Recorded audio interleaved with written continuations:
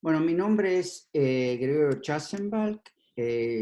Nací en Argentina hace más de 30 y pico de años que vivo en los Estados Unidos. Terminé mi PhD en la Universidad de Buenos Aires y al año siguiente me fui a hacer un postdoc a Estados Unidos en la Universidad de California de San Francisco. Bueno, me quedé 2, 3 años, un poco más, y bueno, acá estoy, después de estar 12 años en la Universidad de California de San Francisco, me mudé a Los Ángeles, trabajé 12 años en el hospital Cedars-Sinai, y hace 10 años que estoy en la UCLA. Y desde el año 2006 que trabajo en célula madre del tejido adiposo. Ese no es mi trabajo completo, también trabajo en la parte de endocrinología y biología molecular relacionada con la enfermedad de los ovarios policísticos, en el cual tengo un grant y trabajo al respecto, ¿no? Entonces, el tema básico de mi charla es la posible aplicación de unas nuevas células pluripotentes que fueran descubiertas en mi laboratorio en el año 2013, que no mucha gente las conoce. Este es el objetivo de darlo a presentar. Y la aplicación de estas células pluripotenciales que no producen teratomas, como vamos a ver durante mi charla, en el caso de pacientes de COVID-19, y la aplicación, por supuesto, para otro tipo de enfermedades. Y uno de los objetivos de mi charla es poder conseguir la colaboración de médicos investigadores que quieran participar o puedan ayudarme a poder realizar esos estudios clínicos.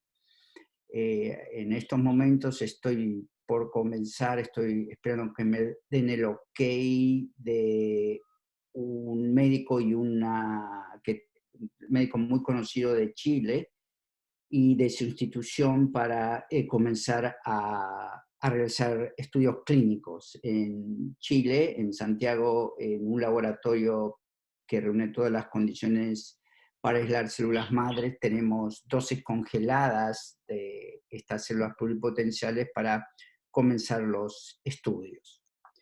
Entonces, voy a comenzar con mi charla y les voy a dar algo que podría ser, o es, supongo, repetitivo.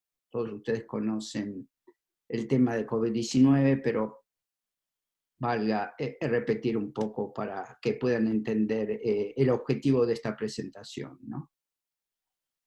Les quiero aclarar que no tengo ninguna intención de tener beneficios económicos en el supuesto caso de que podremos realizar un estudio piloto utilizando estas células madre pluripotenciales en pacientes de COVID-19. Y la idea es mostrar la eficacia de estas células, mostramos la seguridad, pero hacer un estudio piloto que incluya tanto seguridad como eficacia en el tratamiento de COVID-19, y esperando el éxito, que estoy seguro se va a lograr, luego pensar a un tratamiento en gran escala, ¿no? Entonces, como le dije anteriormente, la enfermedad por coronavirus es una pandemia global, emergente, que amenaza la viabilidad de los sistemas de salud en todo el mundo. El virus responsable de la enfermedad también se conoce como coronavirus 2 del síndrome respiratorio agudo severo. Este virus culmina con una neumonía severa en la cual el paciente necesita ventilación mecánica, desencadenándose una hiperinflamación, la que puede conducir al paciente a su muerte. Si bien la enfermedad tiene baja letalidad, la mayor dificultad de combatirla es que radica en la saturación de los sistemas públicos y de salud y la imposibilidad de poder controlar a todos los pacientes que llegan a un estado crítico, especialmente en países del tercer mundo. En los pacientes de COVID-19 es muy importante mencionar es que no solo afecta al pulmón, sino a una multitud de otros órganos. Por ejemplo, el riñón, el hígado, el cerebro, etc. Entonces, hay que pensar como un tratamiento global de distintos tejidos que se afectan por este virus y no un efecto local solo producido en el pulmón. Estoy tratando de mover para abajo el... Ahí está. Ok, si vamos a la siguiente, hasta la fecha del 30 de abril de 2020, o sea, hace unos 20 días atrás, el COVID-19 afectó en más de 180 países y territorios, con más de 3.3 millones de casos, resultando en una cantidad de 233.000 muertos, más de 233.000 muertos, creo que ya pasó los 300.000, y de más de 1.3 millones de altas. A nivel mundial, la comunidad científica está tratando de usar todas las armas en su arsenal para suprimir la amenaza global del COVID-19, utilizando enfoques que incluyen tratamiento con drogas antivirales, antibióticos, terapias antiinflamatorias, células madre y exosomas, hasta que se obtenga la esperada vacuna. Hay distintas alternativas, las cuales, en mi opinión, tendrían que funcionar simultáneamente para poder combatir al COVID-19. La primera, obviamente, es tratar de reducir y eliminar la tasa de replicación del virus. Estos serían los estados tempranos de la enfermedad, evitar que el virus entre dentro de las células que infectan, ¿no? Especialmente las células del pulmón. También está, obviamente, el proceso de reducir y eliminar los niveles de inflamación. Y tercero, regenerar la función pulmonar y de otros tejidos que pudieran haberse dañado como consecuencia del virus. Y estos tejidos pueden ser dañados a un efecto agudo durante el proceso de infección, como si también el tejido dañado puede ocurrir durante el proceso post-tratamiento y o post-cuarentena, en las cuales las secuelas del COVID-19 pueden conducir a daños de tejidos como un efecto crónico. Como bien sabemos, hay distintas medicaciones que actualmente se están utilizando en el tratamiento de pacientes, fundamentalmente utilizando estudios clínicos. Una de las más conocidas y controversiales es la hidrocloroquina en combinación con la acitromicina. Y básicamente la combinación de estas drogas disminuye la eficacia del virus de entrar a la célula. Sabemos que el COVID-19 tiene distintas proteínas estructurales y no estructurales, y para entrar a la célula necesita de un receptor que está relacionado a la función de angiogénesis, que se llama AC2.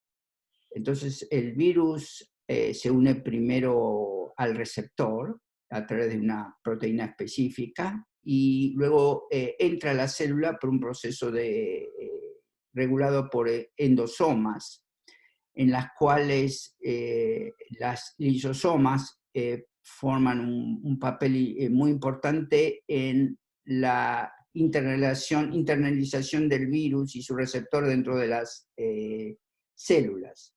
Lo que hace la hidroxicloroquina es disminuir la actividad lisosómica y por lo tanto se evita o se disminuye significativamente la entrada del virus y su receptor a la célula infectada, lo cual obviamente va a disminuir los procesos de replicación del virus. Al entrar mucho menos virus, muy poco cantidad de virus se puede replicar.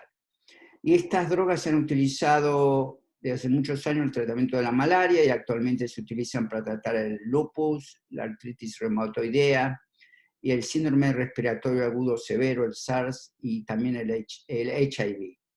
Los estudios de la eficacia de hidrocloroquina son controversiales. En mi modesta opinión, no hay signos muy positivos del efecto de esta droga en disminuir los síntomas y consecuencias del virus, pero más estudios con más cantidad de pacientes deben ser necesarios para tener una conclusión definitiva. Una droga que aparentemente tiene más éxito en el tratamiento para combatir COVID-19 es el Remdesivir, que tiene una acción a nivel del ARN polimerasa, o sea, durante la replicación del virus. Entonces, se ve, estudios publicados recientemente, que hay un efecto positivo de esta droga, disminuye el tiempo de los síntomas en vez que el paciente esté 14 días en ventilación mecánica, debido a la severidad de sus síntomas. En 11 días puede, si se recupera, puede salir le dan de alta del hospital, o sea, se reduce el tema de hospitalización, que es un tema muy importante, como dije antes, para no producir una crisis a nivel sanitaria por falta de camas y lugares para que estén los pacientes infectados. Otra droga que se utiliza es la Caletra, que es una combinación de dos drogas antivirales, el lopinavir y rotinavir. Ambos se utilizan para el tratamiento del HIV y son inhibidores específicos de proteasas, lo cual permite una destrucción parcial de las proteínas que forman parte del virus. Y ambas proteasas específicas, inhibidores de proteasas específicas, son complementarias. Sin embargo, recientes estudios han demostrado que no hay una mejoría significativa. Trabajo publicado en la revista New England Journal of Medicine, que es una revista científica top, muestra no hay una eficacia significativa de dicho tratamiento. Lo que sí se sabe que funciona relativamente bien es la terapia con plasma convaleciente. Básicamente el paciente infectado produce anticuerpos contra el virus y se recupera, la gran mayoría de los casos. El plasma de dichos pacientes tienen un contenido, un título alto de anticuerpos contra el COVID-19. Estos anticuerpos tendrían que neutralizar la acción del virus. Entonces, haciendo una transfusión del plasma del paciente infectado y recuperado que tiene estos niveles altos de anticuerpos hacia el paciente que recién que ha sido infectado y tiene los síntomas, el trasplante, digamos, de plasma con dichos anticuerpos tendría que reducir los efectos del virus, y bueno, sería un tratamiento no solo terapéutico, sino también profiláctico, ¿no? Entonces, ahora vamos a empezar a concentrarnos más en el tema más importante de mi charla, que es el uso de células madres y de estas células pluripotenciales para el tratamiento de la enfermedad de COVID-19. Los estadios de la enfermedad de COVID-19 se pueden clasificar en 4 estadios. El mild, moderado, es aquel en que los pacientes realmente están infectados, pero son, digamos, asintomáticos. La manifestación, no hay manifestación clínica, no es necesario realizar estudios de CT o X-ray para ver cómo está el pulmón. El segundo estado de la enfermedad, en orden de gravedad es el estado común, en los cuales están los síntomas. El paciente tiene fiebre, síntomas respiratorios, presenta neumonía y es necesario hacerle un X-ray o CT scan para ver el estado del pulmón. Luego está el estado severo, en los cuales ya el paciente tiene distrés respiratorio, hay una disminución en la saturación de oxígeno, menor del 93%, hay una alteración de la relación de la presión parcial arterial de oxígeno versus la fracción de inspiración de oxígeno. Y por último está el estado críticamente severo del paciente, en el cual el paciente está en el ICU y bueno, tiene fallas respiratorias por las cuales necesita tratamiento de ventilación mecánica. El paciente puede estar ante un shock por la gravedad de su estado. Y como dije antes, puede haber fallas de otros órganos que deben ser monitoreados. Durante el estado crítico severo es cuando el paciente presenta una falla respiratoria, por lo cual necesita ventilación mecánica, y es en este estado donde se produce una sobreactivación de su sistema inmunológico. Esto es conocido como el síndrome de activación macrofágica, lo cual genera la llamada tormenta de citoquinas. Es en este estadio crítico donde el paciente puede sobrevivir o no, en base a si se puede reducir ese grado elevado de inflamación que afecta obviamente la función del pulmón. Durante este estado, conocido como dije antes como síndrome de activación macrofágica, hay una estimulación del sistema inmunológico debido a la infección causada por el virus, y entran en acción distintas células de distintos órganos, de órganos linfoides, de la médula ósea, del timus, y órganos secundarios linfoides, los cuales activan la producción de células del sistema inmunológico, por ejemplo los macrófagos, que son las células que van a rescatar al tejido que está dañado por la inflamación. Estos macrófagos producen obviamente citoquinas al estar activados, de las citoquinas que producen inflamación, citoquinas inflamatorias, están fundamentalmente la TNF-alfa y L6, son las más comunes, los cuales están elevadas tanto en la sangre y también en una activación de los macrófagos residentes en el tejido pulmonar, que también están exacerbados por la infección local en los pulmones. En este caso, los macrófagos residentes producen también un alto grado de citoquinas inflamatorias, similares a las que están producidas por los macrófagos circulantes, ¿no? Quiero recordar que hay dos tipos de macrófagos. Uno son los macrófagos que van desde los órganos linfoides hacia el tejido afectado, y otros son los macrófagos que están presentes de por sí en el tejido dañado, el tejido pulmonar, ¿no? Que se activan. Entonces, esta inflamación con la producción de distintas citoquinas producen como consecuencia un daño tisular y una disminución de la función pulmonar.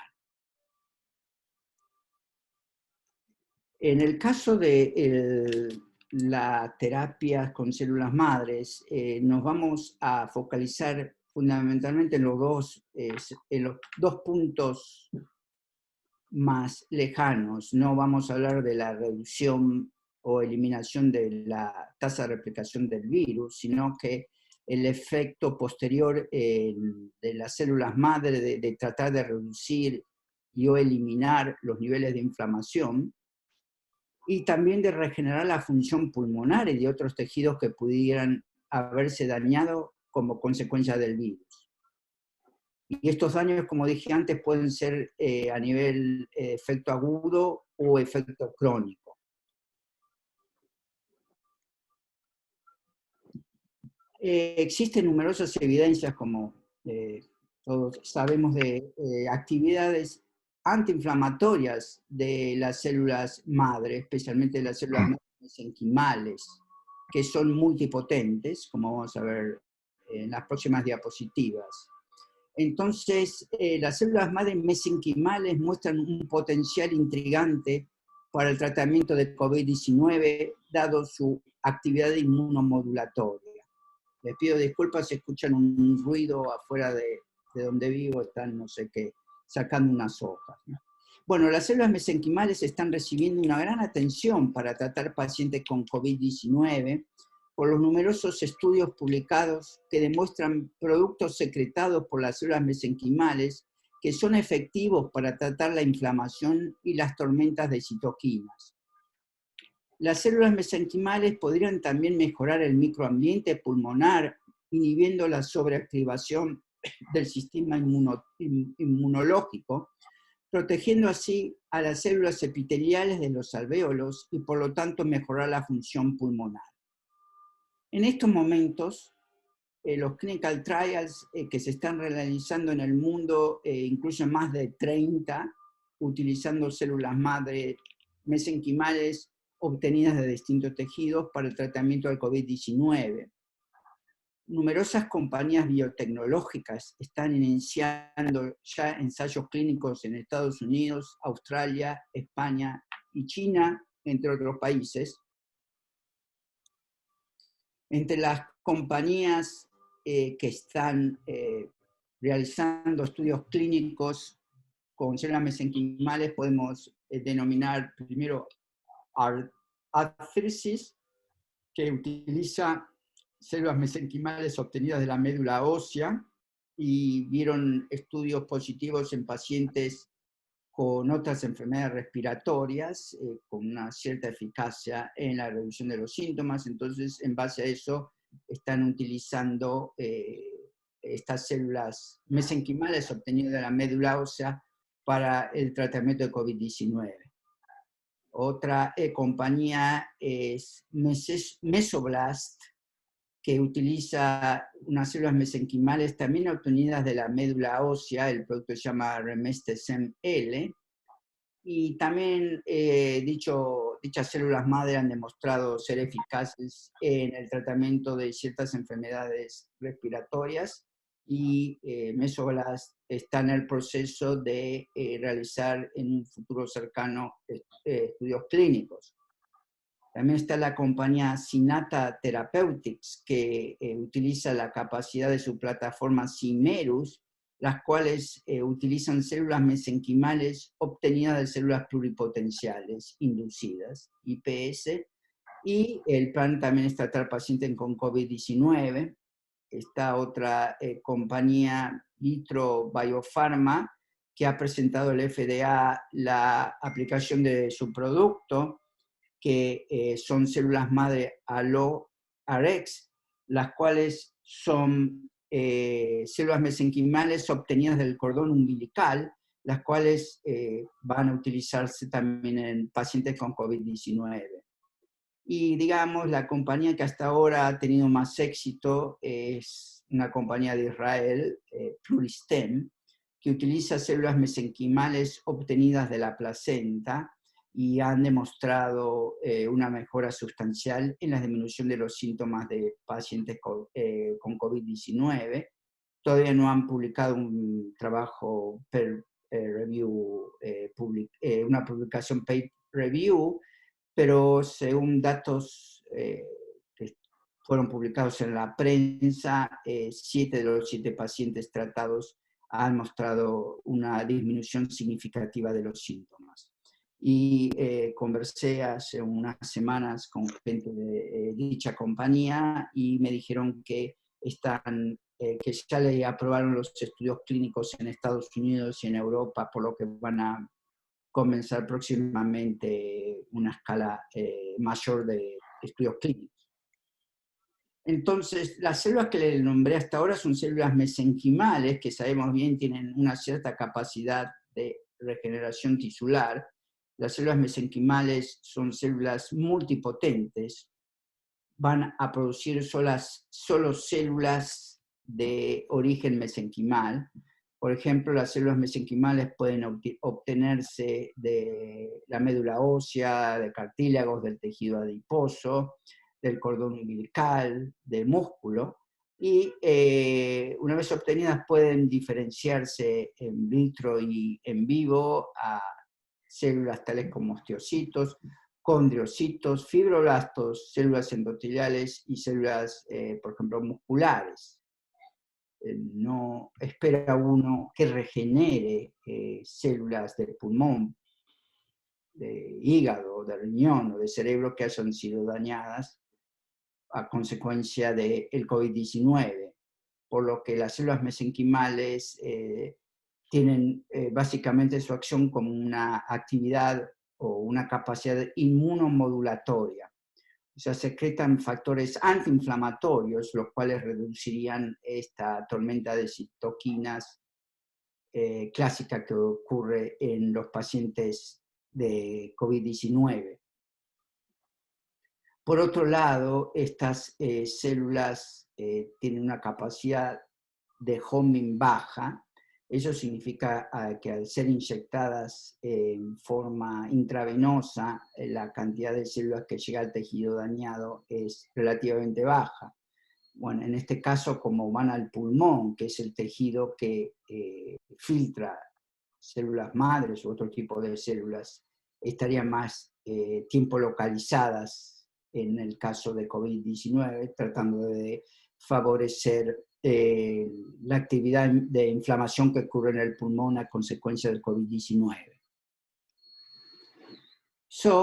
Hasta ahora, un solo trabajo ha sido publicado respecto a la utilización de células mesenquimales en pacientes con COVID-19, pese que hay más de 30 estudios clínicos, solo uno ha sido publicado en la revista Aging and Disease, en las cuales estos estudios se realizaron por un grupo multidisciplinario en China, aunque varios de los investigadores aparentemente trabajan en otros países, en otras universidades. Y básicamente estudiaron el efecto de células mesenquimales obtenidas a través de, células mesenquimales obtenidas de la médula ósea, pero las cuales se fueron sometidas dichas células a una modificación genética. Básicamente se infectó un gen el cual disminuye o suprime la expresión del receptor AC2, por lo cual no hay un receptor en dichas células, por lo cual el virus podría atacar a las células, estas células mesenquimales genéticamente modificadas durante el tratamiento del virus.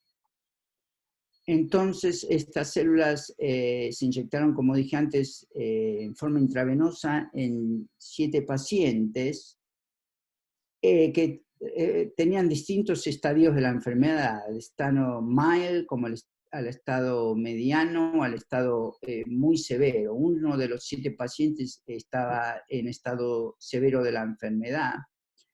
Y dichos investigadores utilizaron 3 controles, los cuales los 3 estaban en estado de alta gravedad, por lo cual, no, en mi opinión, este estudio no es científicamente correcto, ya que no se comparan la misma cantidad de pacientes tratados versus pacientes no tratados, y por otro lado, los estadios de la enfermedad también son distintos entre los tratados y no tratados. En este paciente particular, que fue el primer paciente publicado en la prensa, tratado con células mesenquimales en estos laboratorios localizados en China, pueden ver cómo en este paciente, creo que fue hecho en febrero el 30 de enero fue hospitalizado, al 2 de febrero estaba en el ICU con un nivel muy alto de infiltración pulmonar, que pueden ver en estas ramificaciones, una alta opacidad de los alvéolos pulmonares, y creo que el 1 de febrero fue cuando se inyectó las células mesenquimales AC2 negativo.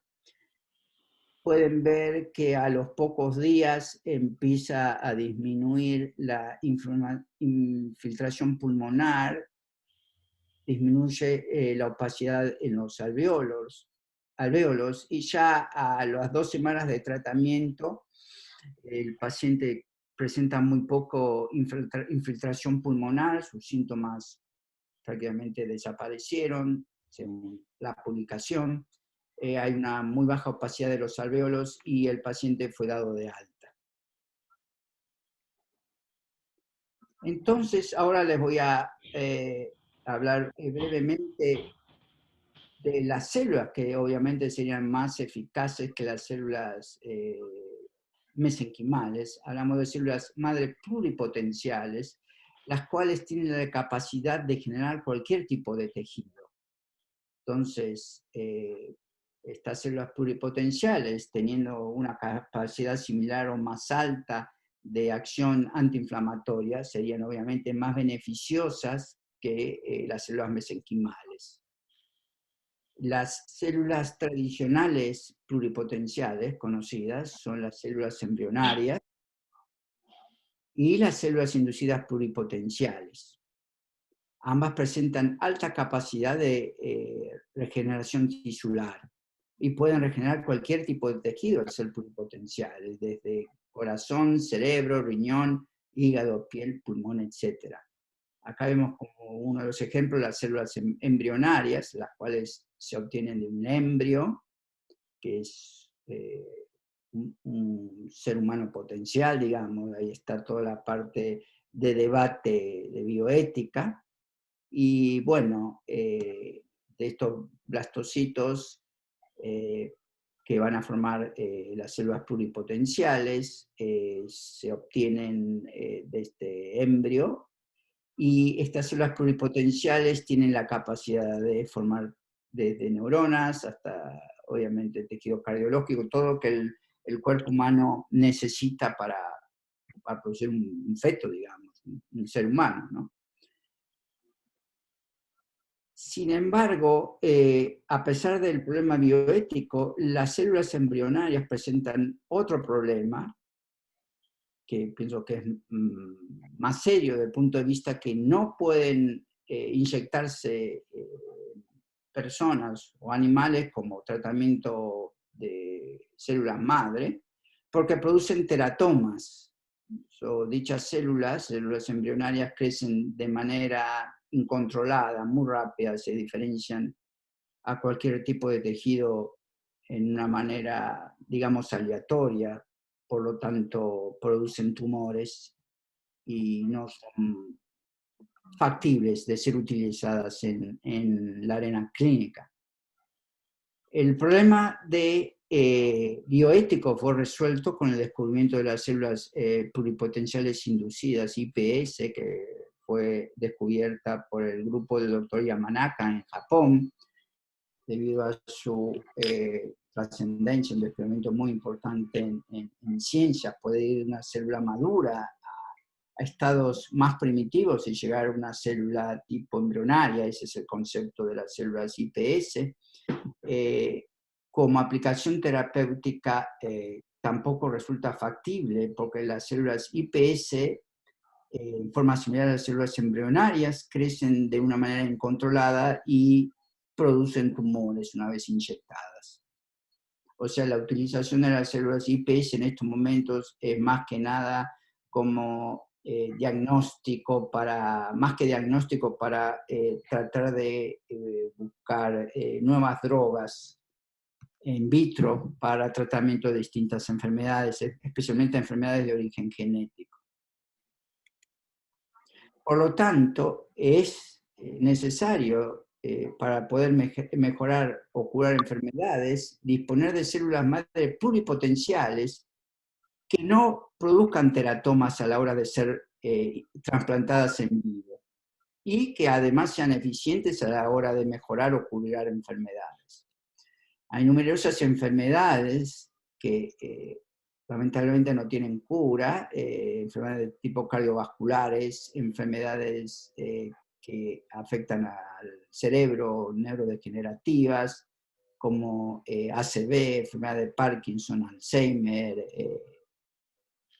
ELA, enfermedades que producen fibrosis en los pulmones, enfermedades que afectan especialmente en el deporte, ligamentos, problemas musculoesqueléticos y también enfermedades que afectan al hígado, maculopatías, enfermedades del riñón, diabetes, etcétera, etcétera.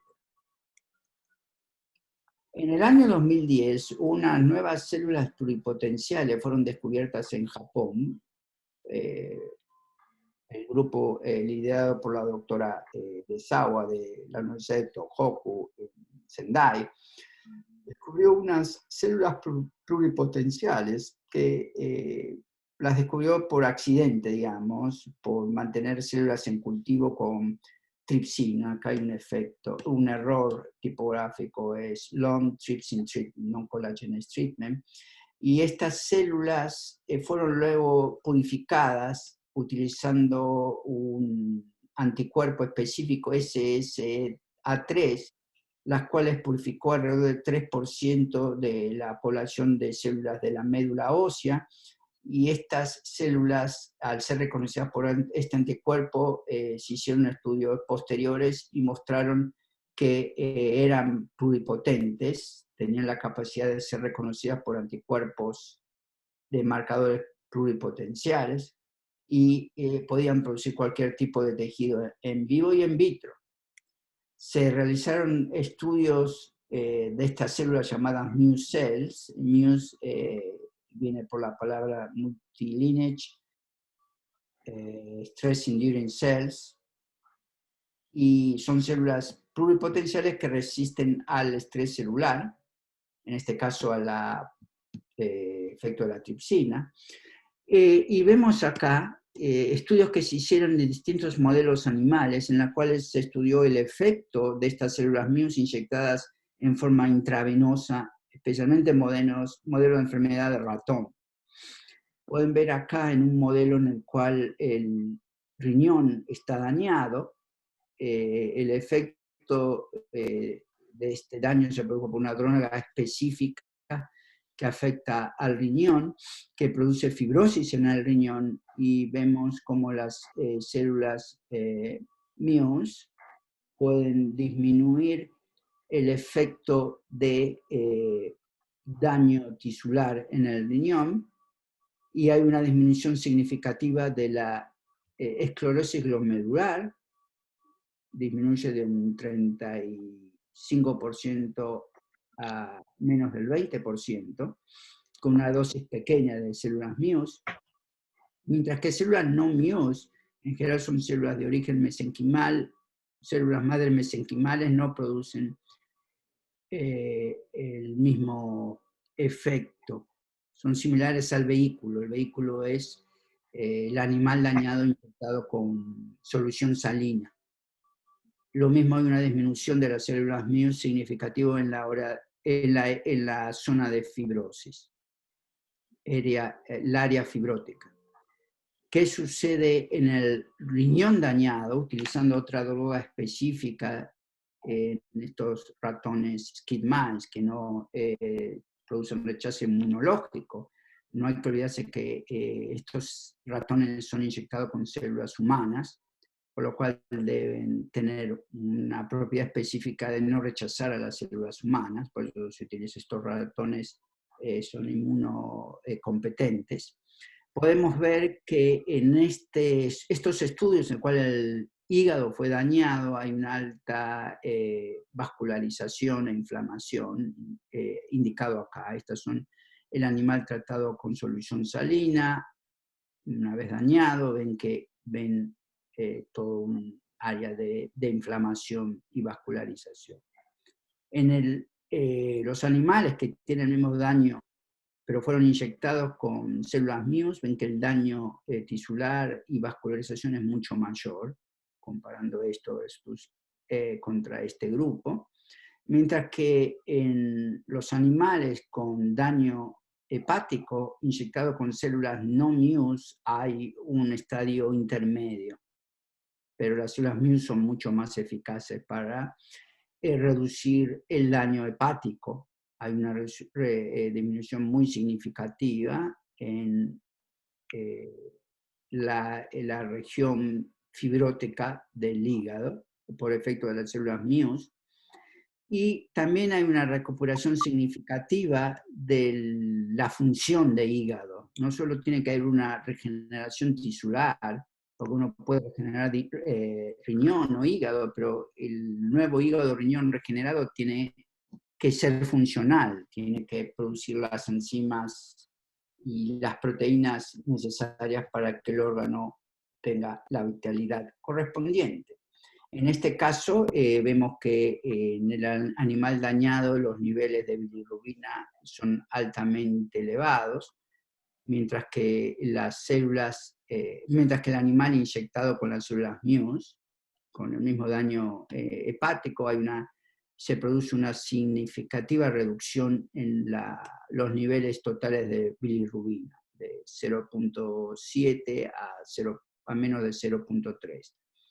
Y también se puede ver que la albúmina, que está disminuida a consecuencia del tejido dañado hepático, sube en forma significativa, ya que las células Muse están restaurando la función hepática. Otros estudios publicados viendo el efecto de las células Muse en otro modelo animal fue publicado en el año 2016-17 por el mismo grupo de la doctora Desawa, en las cuales estudiaban el efecto de las células Muse en un modelo animal de ataque cardiológico. Básicamente, este estudio se basó en desconectar o hacer ciertos clamps en las arterias del corazón en el animal, especialmente en el ventrículo izquierdo, para producir un paro cardíaco en el animal. A consecuencia de ello hay un infarto que se puede ver a las 2 semanas de producido el tratamiento. En este caso, estos estudios se hicieron en conejos, y pueden ver luego de 2 semanas de inyección de las células Muse, las cuales se inyectaron al día siguiente, a las 24 horas de haberse producido el infarto. A las 2 semanas las células Muse disminuyeron casi el 50% del tamaño del infarto. Pueden ver acá, este es el tamaño del infarto en el animal sometido al ataque cardiológico inyectado con solución salina por 2 semanas, mientras que las células Muse disminuyen casi el 50% el tamaño del infarto. Y también hay recuperación de la función cardiológica que no tengo tiempo de mostrarles en esta presentación.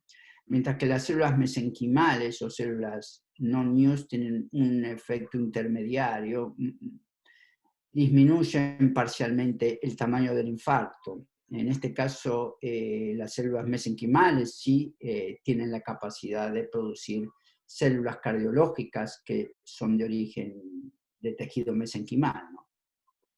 Estos estudios fueron más evidentes a los 2 meses del infarto. El tamaño del infarto es mayor, luego de 2 meses de haberse producido, mientras que las células Muse disminuyen casi el 60% el tamaño del infarto a los 2 meses de haberse inyectadas. De vuelta, las células mesenquimales parcial. Bueno, estos estudios indicados acá en conejos, luego fueron reproducidos en rata, en ratón y en mini pig. Eso permitió que el grupo de la doctora Desawa, en conjunto con la compañía Mitsubishi Life Science. Compañía Mitsubishi es la compañía conocida que produce autos y aviones, entre otras cosas, una de las compañías más importantes de Japón, la cual invirtió dinero en comprar la patente y la licencia de la obtención de las células MIUS y la aplicación terapéutica.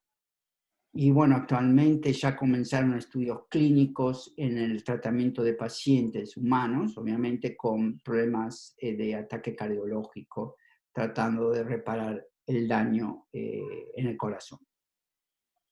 Y estos estudios también se planean hacer en tratamientos a través de inyección intravenosa. Bueno, estos estudios muestran aún el efecto de estas células pluripotenciales, las MIUS. Recalco que en este caso las células se obtienen de médula ósea y de fibroblastos a través de esta tecnología de cell sorting. Necesitan muchísimas cantidades de células, fibroblastos en cultivo, para poder utilizar esta tecnología. Bueno, en este caso las células MIUS se marcaron con un marcador de fluorescencia que produce una señal verde, Green Fluorescent Protein, y luego se inyectaron en un modelo animal de accidente cerebrovascular o cerebral stroke, en la cual hubo también, digamos, un impedimento en la conexión de arterias del cerebro, por lo cual condujo a un ataque cerebrovascular. Entonces, luego de producido el modelo animal, se inyectaron células MIUS marcadas con Green Fluorescent Protein, y a los 83 días se sacrificó al animal, o un grupo de los animales inyectados, y se vio si realmente estas células marcadas con fluorescencia se integran o no al cerebro y producen nuevas neuronas. Y acá podemos ver que efectivamente las células MIUS fueron al cerebro y producen una corriente cerebral indicando que son nuevas neuronas regeneradas en el cerebro dañado. También estudiaron en otro grupo de animales, en este caso inyectados con células no MIUS, o sea, células multipotentes, mesenquimales, estudiaron cómo evoluciona el animal desde el punto de vista motriz al accidente cerebrovascular. Entonces, en este video podemos ver que puede tener movilidad, no puede mantenerse en equilibrio en estas barras. Ahora vamos a ver el efecto de las células MIUS a los 83 días de haberse inyectadas y que hayan producido nuevas neuronas, como vimos antes. Podemos ver que el animal recupera sustancialmente su capacidad motora y puede mantenerse en equilibrio en la barra.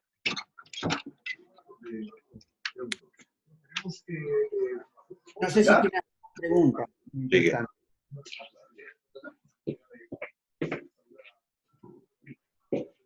No escucho. ¿Ha entrado alguien? La idea es dejar las preguntas hacia el final. Ah, ok. Continúa entonces. Perfecto, sí, gracias.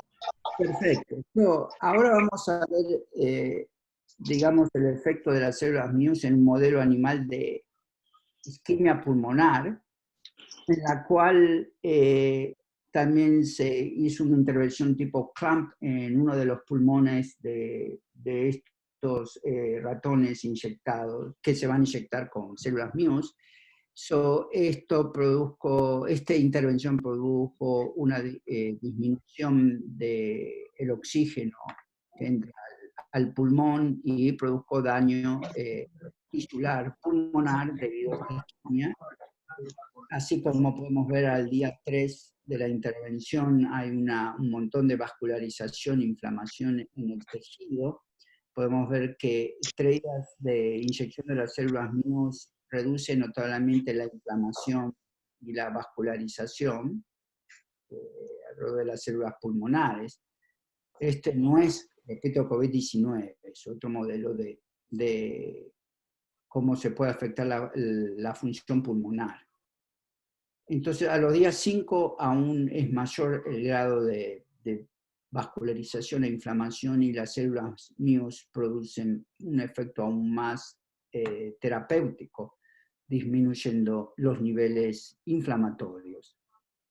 Entonces, los estudios histológicos demuestran también que las células MIUS reducen significativamente la fibrosis pulmonar en manera mucho más significativa que las células mesenquimales.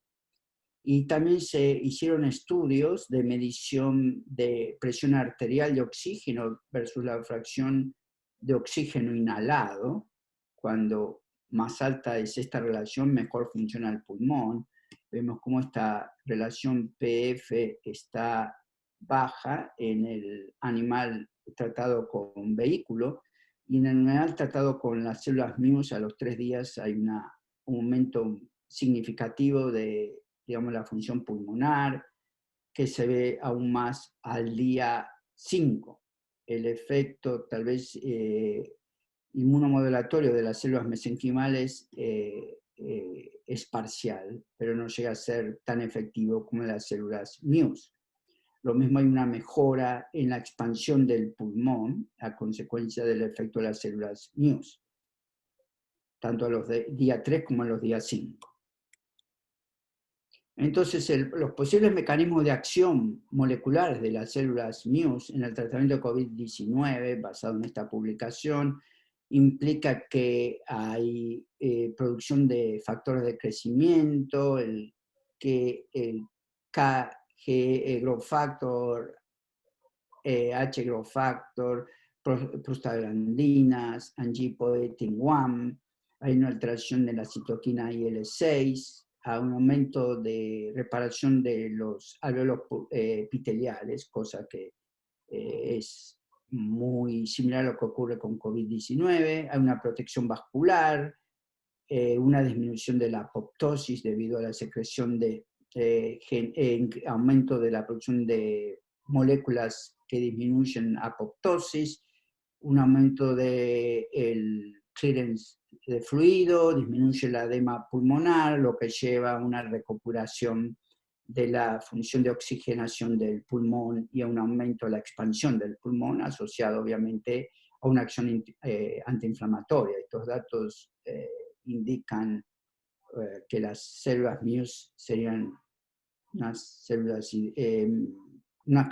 más de candidatas ideales para el tratamiento del COVID-19.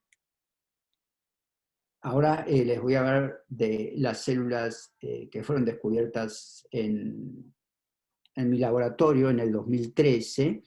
Pudimos descubrir también células pluripotenciales, en este caso obtenidas del tejido adiposo. Estas células no producen teratoma y son similares estas células a las células MIUS, por lo tanto las llamamos células PAX, Pluripotent Adipose Stem Cells, o en su principio también las llamamos células MIUS-AT, células MIUS del tejido adiposo. Pero tengo que recalcar que no son exactamente iguales a las células MIUS obtenidas de la médula ósea y de fibroblastos por la doctora Desawa. Estas células PAX tienen la capacidad de diferenciarse a cualquier tipo de células, in vitro y en vivo.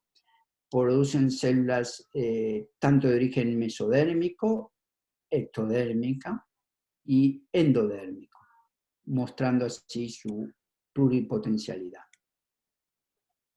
Estas células, publicadas, como dije anteriormente, en el año 2013, son células pluripotentes, pueden producir cualquier tipo de célula, son altamente resistentes al estrés celular, se aislaron, digamos, por tratamiento de células en condiciones de un estrés celular muy elevado.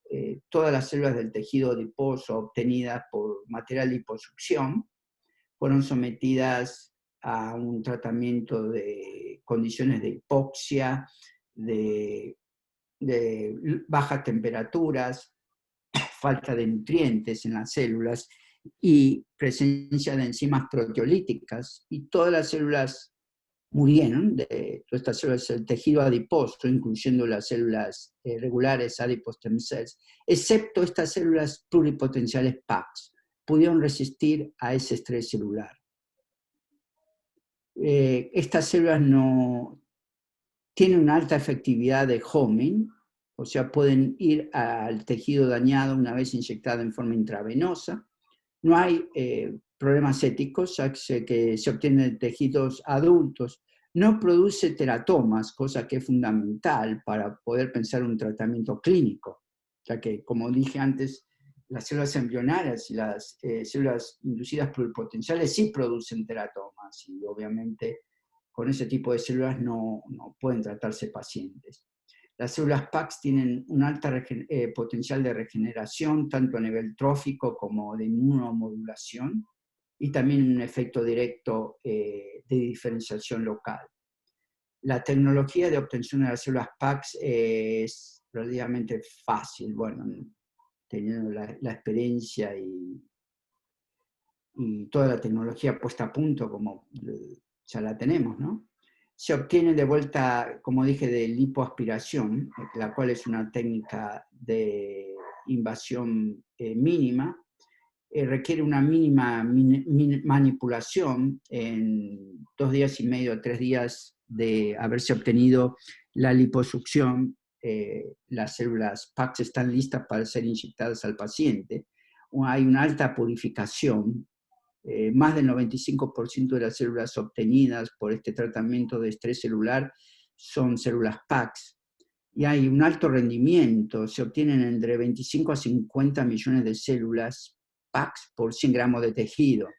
O sea, pensando en una liposucción de medio kilo de tejido, 500 gramos, se puede obtener relativamente fácil entre 125 a 150 millones de células, lo que permite 7 o a 8 dosis de 25 millones de células PAX por paciente, que es lo que actualmente estamos utilizando.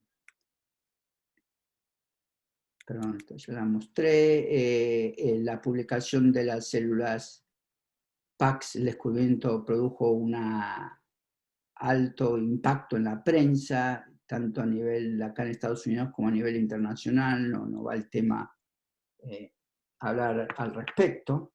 Y cómo funciona actualmente, les informo, en el año 2014, yo con un grupo de personas formamos una compañía biotecnológica llamada Cluster System Inc., la cual tiene la licencia de uso exclusivo de la metodología de obtención de las células PAX.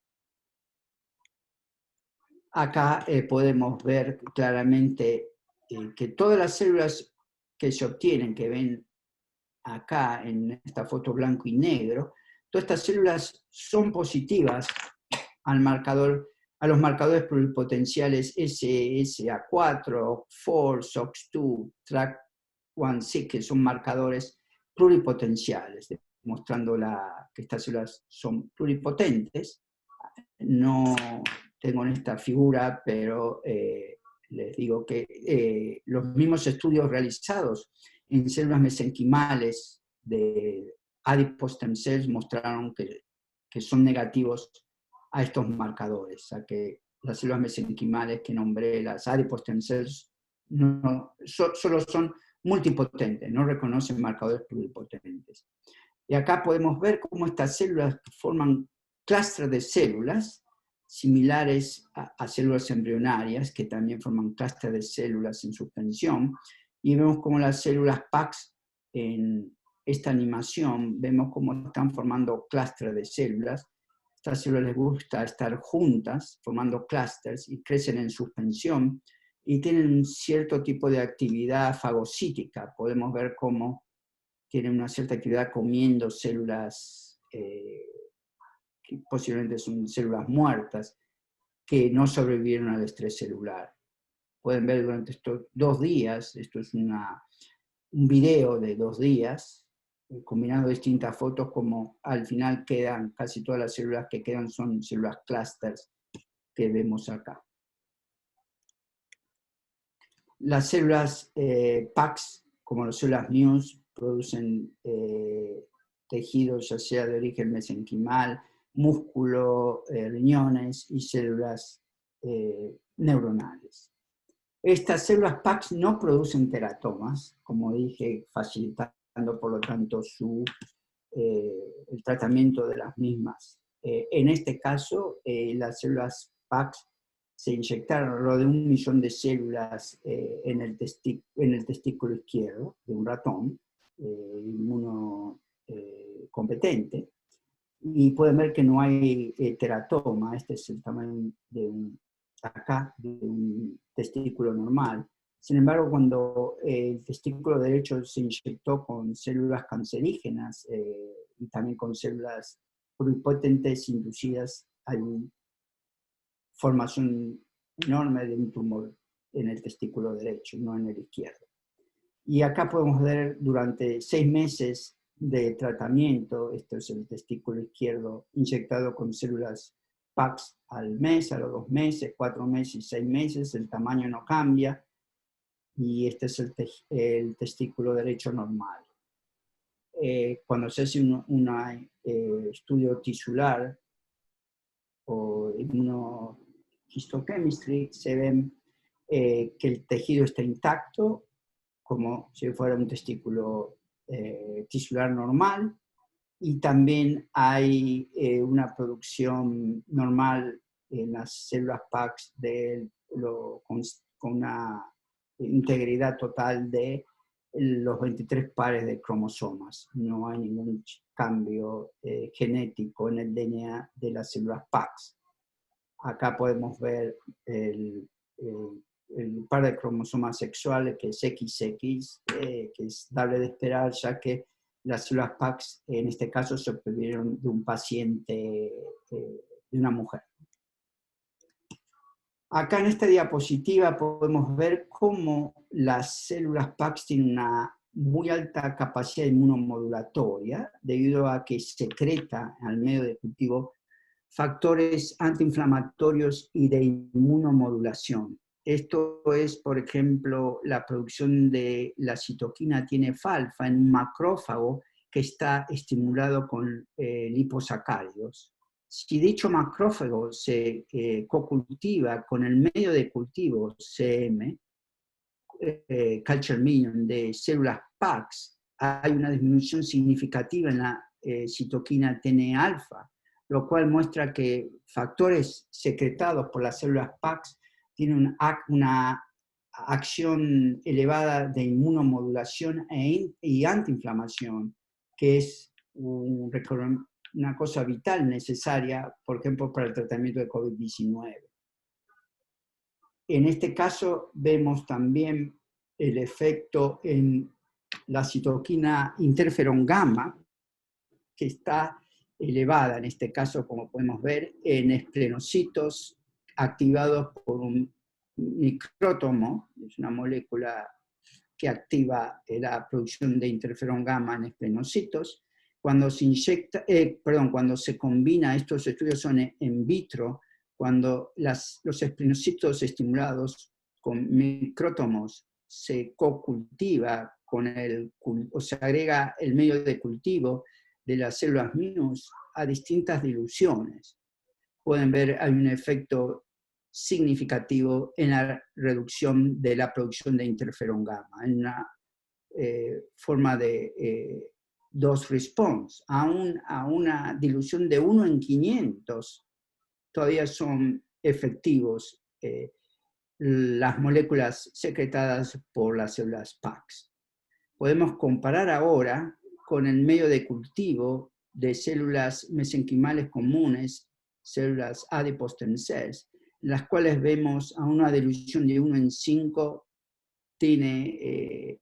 no tiene prácticamente efecto significativo. Pueden ver que las células diluidas 1 en 500 del medio de cultivo de células PAX, diluidas 1 en 500, tienen un efecto mucho más eficiente que una dilución 1 en 5 de las células regulares adipose stem cells. Esto claramente indica que la potencia antiinflamatoria de las células PAX es por lo menos 50 veces más potente que de células mesenquimales, como por ejemplo adipose stem cells. Y una de las moléculas que juega un papel fundamental en la acción antiinflamatoria de las células PAX es la molécula TGF-beta, que es un factor de crecimiento que al estar presente en el medio de cultivo activa en este caso a las células T o a los macrófagos a que se active una cascada de señal en las cuales la molécula SMAD2 juega un papel importante, y este efecto de TGF-beta es crítico para reducir los niveles de las citoquinas TNF-alfa y interferón gamma. Básicamente, si comparamos las células mesenquimales contra las células PAX, vemos una gran diferencia. Las células PAX tienen una muy alta capacidad de homing, de ir a la zona dañada, incluso puede atravesar la barrera hematoencefálica. Es por lo tanto que los estudios clínicos que se van a hacer en Japón en problemas en humanos con enfermedades cerebrovasculares van a utilizar las células MUNS, en este caso inyectadas en forma intravenosa. Las células PAX, como las MUNS, pueden diferenciarse a cualquier tipo de tejido, son pluripotenciales, tienen una alta capacidad de antiinflamación, comparado con las células mesenquimales, que pueden ser una capacidad media. Tanto las células mesenquimales como las PAX no producen teratomas. Las células PAX, muy importantes, son altamente resistentes al estrés celular. Esto es muy importante porque cuando uno inyecta células madre o células adultas, en general solo el 2% de células inyectadas sobreviven el ambiente hostil presente en un tejido dañado. Por ejemplo, en el caso de COVID-19 hay un nivel sumamente elevado de inflamación y apoptosis, pero como las células PAX fueron previamente adaptadas a crecer en estas condiciones de alto estrés celular, pueden sobrevivir sin ningún problema y con alta eficiencia el microambiente presente en un tejido dañado, en este caso el pulmón en los pacientes infectados con COVID-19. La obtención de tanto las células mesenquimales del tejido adiposo como de las células PAX comienzan material de liposucción. En el caso de las células PAX hay que hacer un tratamiento de elevado estrés celular y en 3 días se pueden obtener alrededor de 125 a 150 millones de células PAX purificadas, mientras que las células mesenquimales requieren una expansión celular, lo que implica una manipulación celular, y el proceso no es tan económico. Ya les hablé de las propiedades de las células PAX, solo agrego que lo dije antes, que muy importante, se puede realizar un trasplante halogénico, o sea, las células PAX pueden obtenerse de un donante, en general un paciente sano, tratamos que no sea obeso. Las células se congelan y luego se inyectan en cualquier paciente que necesite tratamiento y no hay rechazo inmunológico. Las células PAX expresan el antígeno HLA1 y en muy poca cantidad de HLA2, por lo cual no producen rechazo inmunológico.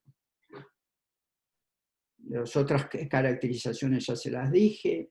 Entonces, como mencioné al principio, esperamos un efecto de las PAX en efectos agudos del COVID-19 a corto plazo y a largo plazo, a través de la eliminación de los efectos de inflamación producidos por el virus, como así también en la regeneración de la función pulmonar y de otros tejidos que también podrían haberse sido dañados. Entonces, una de mis propuestas, o sea, acá hay distintas propuestas. Originalmente la que tengo fue antes de que ocurra el COVID-19, incluso presenté en Chile y en Perú estudios clínicos utilizando las células PAX para tratamiento de pacientes con enfermedades renales y con la enfermedad de Parkinson. Estudios preliminares que hicimos en Chile, en pocos pacientes muestran que no hay efectos secundarios y hay una mejora sustancial en algunos pacientes con enfermedades renales y enfermedades de Parkinson. Y bueno, mi nueva propuesta, dado la circunstancia, es también realizar un ensayo clínico piloto de terapia celular inmunomodulatoria y regenerativa, utilizando las células PAX en la enfermedad de COVID-19. Creo fervientemente que el trasplante de células PAX en pacientes infectados con COVID-19 en estado muy severo disminuiría los procesos de inflamación y la tormenta de citoquinas dentro del sistema respiratorio, restituyendo a su vez la función pulmonar. Esta es mi charla. Le voy a mostrar la última diapositiva. Si Michelangelo estaría vivo. Gracias por su atención. Muchísimas gracias, doctor. Ha estado magnífico. Vamos.